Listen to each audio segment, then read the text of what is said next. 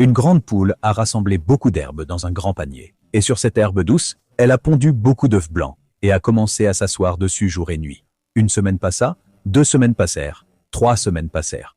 Le 21e jour, les œufs commencèrent à se fissurer et de chaque œuf sortit un petit poussin.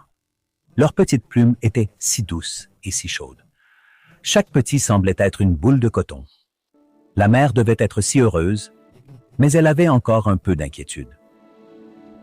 Un œuf restait duquel rien n'était encore sorti. La pauvre mère le réchauffait avec ses ailes et priait Allah pour qu'un bébé aussi mignon en sorte, comme ceux des autres œufs. 2 jours passèrent à prier avec cette inquiétude et le 24e jour, tôt le matin, quelqu'un à l'intérieur de l'œuf le brisa en tapant. Quand l'œuf se cassa, un petit bébé en sortit. Ce bébé était aussi unique, aussi noir que le côle, ou comme un corbeau noir, ou comme l'obscurité de la nuit. Et en plus de cela, cet enfant n'avait qu'un seul bras, une seule jambe et un seul petit œil. Quiconque voyait ce petit être étrange ne pouvait s'empêcher de rire. Et le plus amusant, c'est que ce monsieur était vraiment espiègle. Ses pensées étaient toujours originales. Un jour, cet enfant unique alla voir sa mère et dit « Je ne resterai pas à la maison. Je vais aller voir le palais du roi et rencontrer le roi. Oh mon cher, mon petit boiteux, quelle chose tu dis, ces paroles me font peur. » Les petits-enfants devraient rester à la maison et passer des nuits bien chaudes sous les ailes de leur mère. Mais Monsieur Lame n'a rien écouté.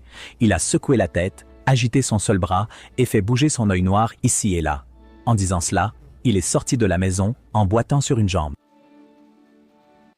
Chipe chipe, Khuda Hafiz.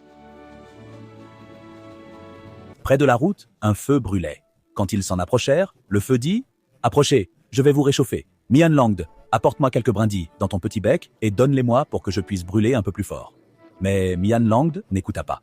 Il secoua la tête, agita ses ailes et dit « Non, nous sommes pressés. Nous allons rencontrer le roi. » Et ils continuèrent leur chemin. En avançant, ils ont rencontré un grand buisson. Le pan de la robe du vent y était coincé.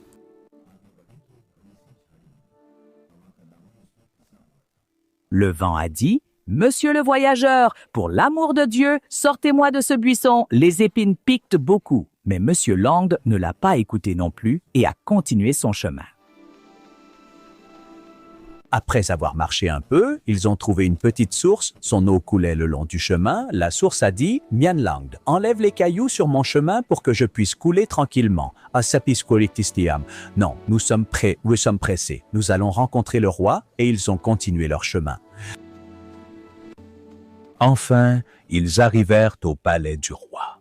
Le cuisinier du roi était sorti pour attraper un poussin. Il vit Mian Langd et l'attrapa. Mian mit le poussin dans la marmite, souleva la marmite et la posa sur le feu. « Aïe, aïe, aïe, feu, ne me brûle pas. Quand j'avais besoin de toi, tu étais pressé. Maintenant, c'est moi qui suis pressé. » Un peu plus tard, le cuisinier est arrivé. Il a vu que le poussin était devenu noir comme du charbon. Il l'a sorti et l'a jeté dehors en disant d'en apporter un autre.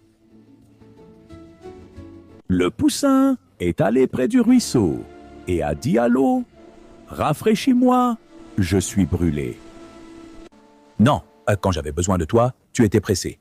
Maintenant, moi aussi je suis pressé. Puis le vent est venu et l'a emporté. Le poussin a continué à supplier le vent, mais le vent l'a déposé au sommet du minaret et il est resté suspendu là. Maintenant, quand le vent souffle, il tourne sur le minaret pour indiquer aux gens la direction du vent. Et quand la poule regarde ses enfants, elle soupire et raconte l'histoire de ce poussin boiteux qui, à cause de sa malice et de sa précipitation, est resté accroché à la tour pour toujours.